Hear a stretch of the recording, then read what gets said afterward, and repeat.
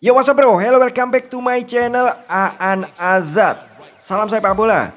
Guys, udah lupakan aja perihal orang-orang yang ingin mengadu domba kita semua sebagai pendukung timnas Indonesia. Kalian pasti tahu siapa mereka dan udah gua bahas di video sebelumnya.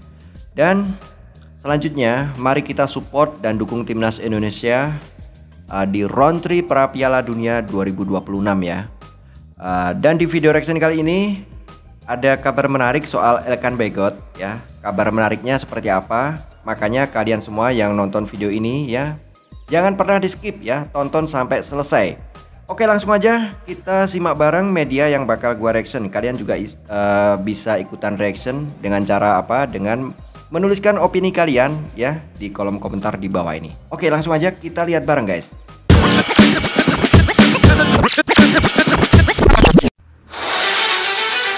Guys, berita yang gua reaction berasal dari channel YouTube GALZ ya.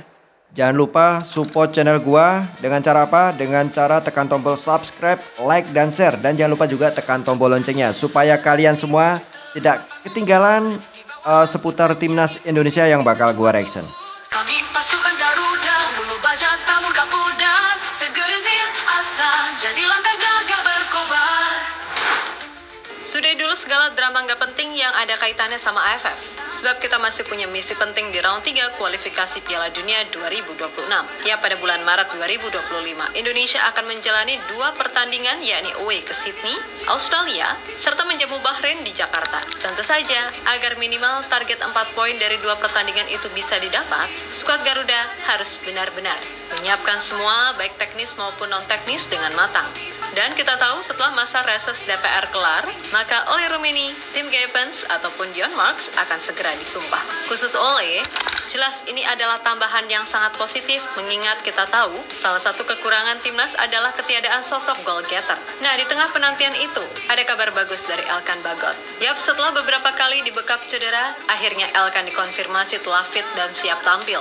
Jelas sampai detik ini, masih banyak publik yang berharap kalau hubungan Elkan dan STY bisa segera membaik, yang mana tentunya di sini peran PSSI sangat dibutuhkan untuk menengahi kedua belah pihak.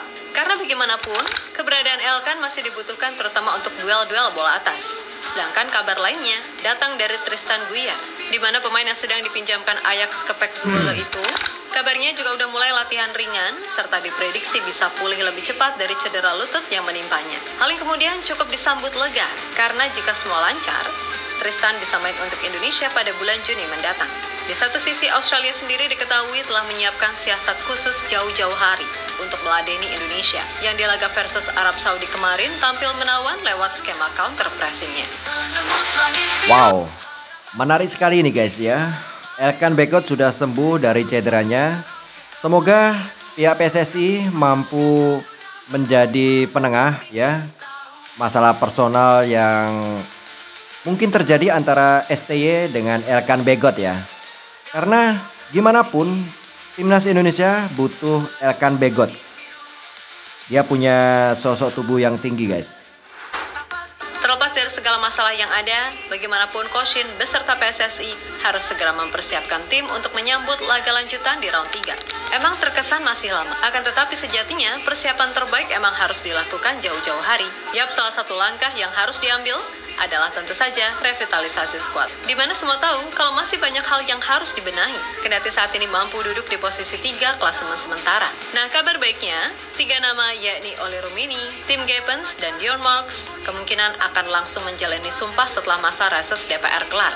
Dan sumpah itu diperkirakan akan dilakukan paling lambat pada Februari mendatang. Khusus buat Ole, kemungkinan besar dirinya akan langsung jadi pemain utama dalam skema Shinteong, mengingat selama ini salah satu problem klasik dari timnas era saat ini adalah ketiadaan goal getter. Terlebih, jika nantinya Ole beneran pindah dari Utrecht untuk berlabuh ke salah satu tim antara Leeds United atau Oxford, maka kesempatan untuk mendapatkan kembali menit bermain reguler jelas semakin besar. Yap, semua tahu kedatangan Miliano Jonathans pada akhirnya membuat pelatih Utrecht dikonfirmasi akan melepas Ole di bursa transfer Januari nanti. Tentu saja Ole sendiri kayaknya juga menyambut positif hal ini, dan ia berharap bisa kembali menemukan form terbaiknya seperti saat tampil bersama FC Emmen. Mau tidak mau harus diakui ya, masalah yang dihadapi timnas Indonesia ya, kurangnya goal getter. Dan hadirnya Ole Romeni semoga bisa menjadi solusi di lini depan timnas Indonesia. Wow, ini benar-benar menarik sekali guys ya. Dan gak sabar kita semua ingin menantikan laga selanjutnya timnas Indonesia ketika akan away di Sydney dan menjamu Bahrain. Tim Gapen serta Dion Marks, ada kabar positif dari Elkan Bagot. Melansir East Anglian Daily Times, Elkan William Theo Bagot dikonfirmasi akan kembali menjalani latihan bersama Blackpool jelang melawan Wrexham di Boxing Day. Yang mana hal tersebut dikonfirmasi langsung oleh sang pelatih Steve Bruce. Sebelumnya Elkan sendiri sempat mengalami cedera pergelangan kaki yang membuatnya menempi selama beberapa bulan. Alhasil, Elkan baru mencatatkan 4 penampilan di semua kompetisi bersama Blackpool musim ini. Tentu saja, fans timnas banyak yang berharap kalau Elkan bisa benar-benar pulih 100% dan kembali bermain reguler di timnya. Sebab dengan begitu, peluangnya membela timnas Indonesia akan kembali terbuka. Hanya saja, publik juga berharap kalau PSSI bisa menengahi intrik antara STY dan Elkan. Karena bagaimanapun, kualitas Elkan masih sangat dibutuhkan timnas Indonesia, terutama dari segi bola-bola atas. Ya, jadi kabar soal Elkan Bagot ya, ini kabar baiknya Elkan Bagot sudah sembuh dari cederanya. Cuman belum ada kepastian apakah nanti dia akan dipanggil Sintayong untuk memperkuat timnas atau enggak guys ya. Namun kita semua sebagai pendukung timnas ya tentunya masih berharap ya hubungan antara Elkan Bagot dengan Sintayong akan segera mencair dan PSSI semoga bisa menengahi itu semua sehingga nanti Elkan Bagot bisa dipanggil di timnas Indonesia. Adapun nama Tristan Guier yang juga pelan-pelan juga udah pulih dari cedera. Sebenarnya untuk masalah Tristan, ia sendiri memang segera diproses berkasnya. Mengingat sang pemain juga udah bersedia. Akan tetapi, hari sial emang gak ada di kalender, di mana Tristan harus menunda proses naturalisasinya lantaran ia malah cedera lutut yang mengharuskannya absen kurang lebih 9-12 bulan untuk pulih. Namun kabar baiknya, pihak Pek Zwolle mengkonfirmasi jika pemain 20 tahun tersebut sudah kembali berlatih bersama tim. Meskipun baru sebatas latihan ringan, namun dengan pemulihan yang dirasa jauh lebih cepat dari prediksi, besar kemungkinan Tristan akan bisa membela timnas Indonesia pada bulan Juni saat laga melawan China dan Jepang. Yap, keberadaan Tristan yang bisa main sebagai fullback ataupun winger tentu akan menambah kualitas serta kedalaman skuad tim ini. Wow, menarik sekali ya. Ada nama Tristan di daftar calon pemain naturalisasi ya. Ada lagi nih Jairo Redwald ya, cuman belum pasti semua. Tapi yang pasti ya 3 pemain tadi guys ya. Ole Romeni, Tim Gibbons dan siapa lagi tadi? Gua lupa guys. Dion Mark kalau nggak salah. Di sisi lain melihat gimana persiapan timnas Indonesia, diketahui membuat Australia lawan pertama Indonesia di bulan Maret nanti cukup waspada. Terutama jika berkaca pada penampilan tim Garuda di laga versus Arab Saudi. Tentu saja, transisi dari skema counter pressing menjadi hal yang membuat tim sejuta kanguru nggak boleh gegabah. Terlebih Australia juga mengerti jika kemungkinan Indonesia akan tampil dengan kekuatan penuh, termasuk Ole Romeni sebagai ujung tombak baru yang punya skill, visi, kecepatan, serta kemampuan mencetak gol yang bagus. Yap, menurut bek Australia, Alessandro Circati, semua elemen tim memang udah menyiapkan siasat khusus untuk menghentikan Indonesia. Di mana pemain Parma tersebut mengakui kalau Indonesia punya pemain-pemain cepat yang bisa melakukan transisi permainan. Kami melihat Indonesia menggunakan formasi 5-4-1. Mereka punya pemain cepat yang mencoba menyerang lewat serangan balik berbahaya. Kami juga harus mencoba mencari ruang, mencoba menarik mereka keluar dari zona bertahan, memindahkan pemain ke arah yang membuat tidak nyaman. Kami harus kreatif serta mendapatkan peluang untuk mencetak gol. Ucap Circati dikutip dari situs resmi Federasi Sepak Bola Australia. Ya, berkaca dari ucapan Circati, counter pressing serta transisi memang menjadi kekuatan timnas Indonesia di bawah Shin Tae-yong, terutama jika melawan tim yang secara level pengalaman berada di atas pemain Indonesia. Dan sejatinya, jika skema itu mampu dieksekusi dengan baik oleh para pemain, maka hasilnya pun juga bagus gitu loh. Contoh nyata ya udah pasti pas lawan Arab Saudi, di mana 2 gol Indonesia berasal dari skema counter attack yang rapi. Ini adalah cuplikan ya ketika timnas Indonesia mampu mengalahkan Saudi Arabia dengan skor 2-0 dengan gol yang cukup cool dari Marcelino Ferdinand ya.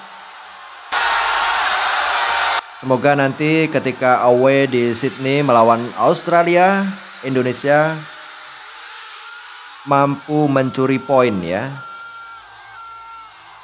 Dan syukur-syukur bisa menang lawan Australia. Dan wajib menang lawan Bahrain ketika menjamu Bahrain di Jakarta di Stadion Utama Gelora Bung Karno, guys.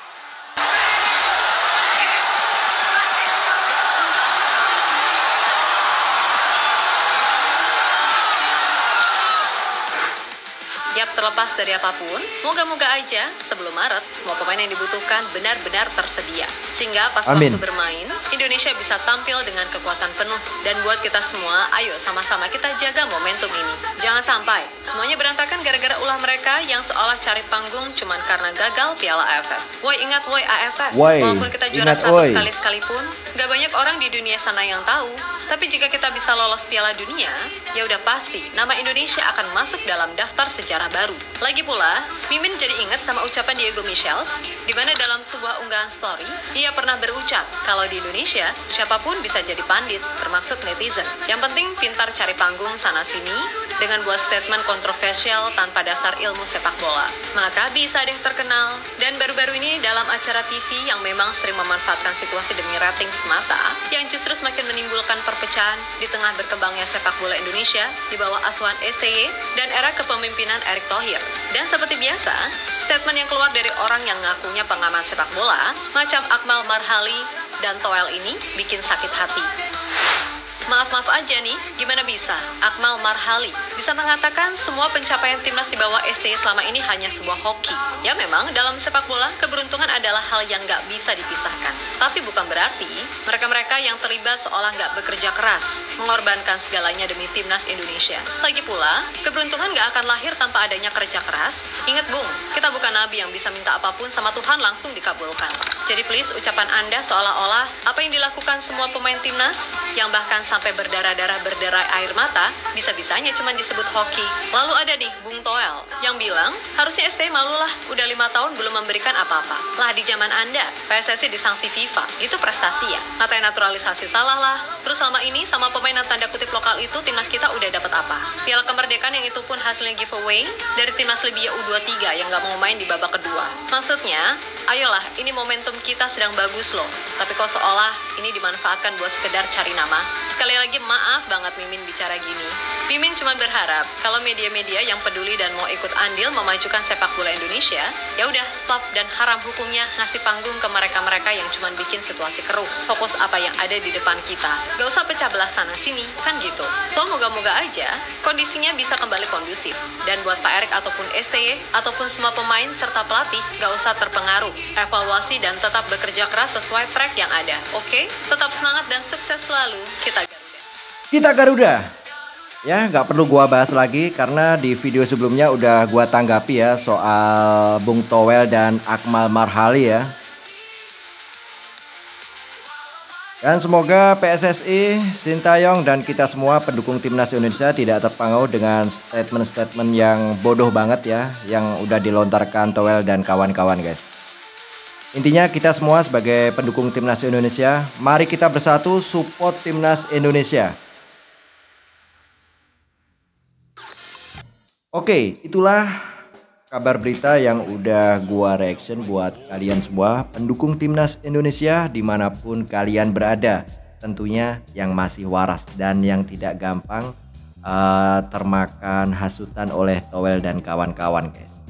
Wow, luar biasa sekali ya.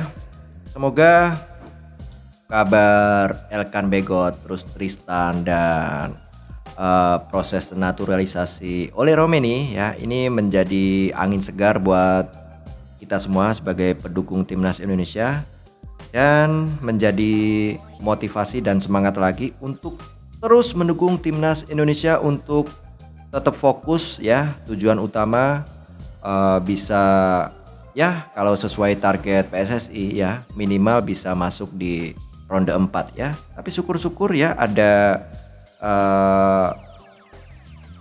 sesuatu yang bikin timnas Indonesia jadi bangkit dan akhirnya bisa lolos ke Piala Dunia 2026 tanpa harus melewati ronde 4 guys ya.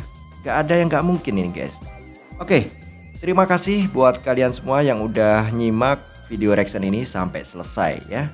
Dan buat kalian semua yang mungkin baru menemukan channel gua lewat video reaction ini ya, please ya sekali lagi gua ingetin ya buat kalian yang belum subscribe ya, please dukung channel gua ya dengan cara yang cukup mudah dan tentunya ini gratis guys ya, dengan cara cukup tekan tombol subscribe, like dan share. Dan jangan lupa juga tekan tombol loncengnya supaya kalian semua tidak ketinggalan update terkini seputar Timnas Indonesia ya yang bakal gua reaction ya. Oke, sampai ketemu di video reaction gua selanjutnya. Salam sepak bola.